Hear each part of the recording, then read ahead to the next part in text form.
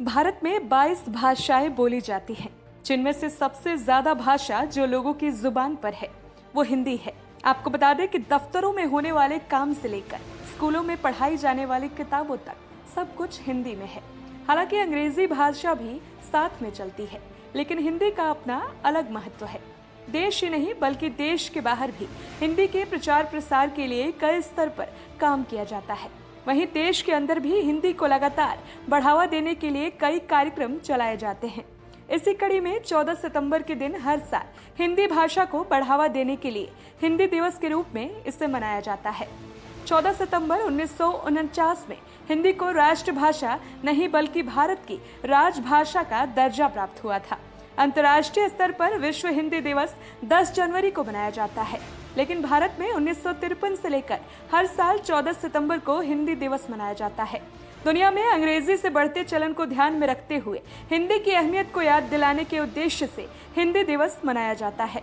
संविधान के अनुच्छेद 343(1) में इसका उल्लेख है। इसके अनुसार भारत की राजभाषा हिंदी और लिपि देवनागरी है। साल 1953 से हिंदी के प्रचार प्रसार के लिए हर साल 14 सितंबर को हिंदी दिवस मनाया जाता है। इस दिन संविधान सभा ने 14 सितंबर 1949 को हिंदी को राजभाषा घोषित किया।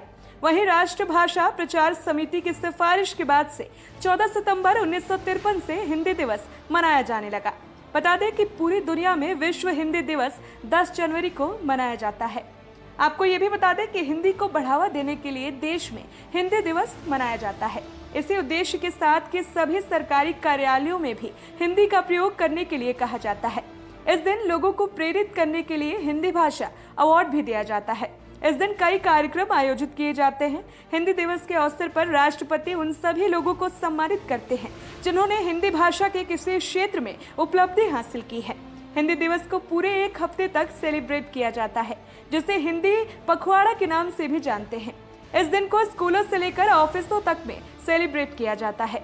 जानकारी दे दें कि हिंदी को राष्ट्रीय भाषा बनाने का विचार पहली बार 1918 में हिंदी साहित्य सम्मेलन के दौरान महात्मा गांधी द्वारा लाया गया था।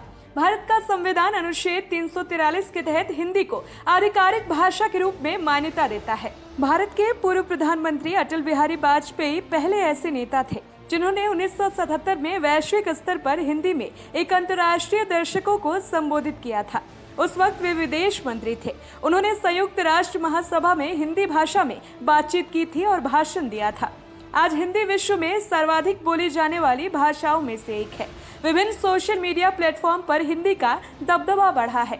आज हिंदी भाषा को पूरे विश्व भर में सम्मान के नजरों से देखा जाता है। यहाँ तक कि टेक्नोलॉजी के जमाने में आज विश्व की सबसे बड़ी कंपनियां जैसे कि गूगल, फेसबुक भी हिंदी को बढ़ावा दे रही हैं। Special report, voice of Bharat.